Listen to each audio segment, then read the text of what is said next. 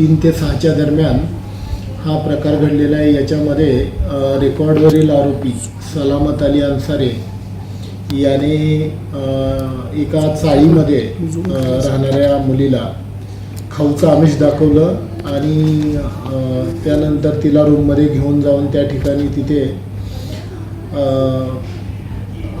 एक अनैतिक कृत्य करून तिला गळा दाबून मारल्याचा प्रकार घडला। त्यानंतर त्या मुलीला एका गोणीमध्ये बांधून हा इसम लॉक लावून निघून गेला।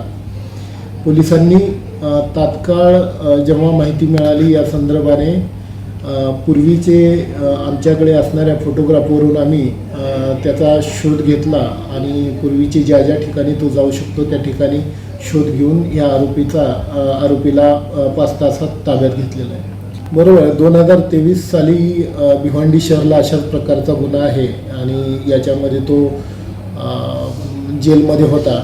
दरम्यानच्या काळात तो कोर्टातून फरार झाला होता आणि त्यानंतर साधारणतः 2 महिन्यानंतर हा दुसरा प्रकार घडलेला आहे। त्याला 7 दिवसाची पोलीस कोठडी देण्यात आलेली आहे आणि याचा तपास सुरू आहे। या दृष्टीने सर्व ती खबरदारी घेत आहेत पोलीस।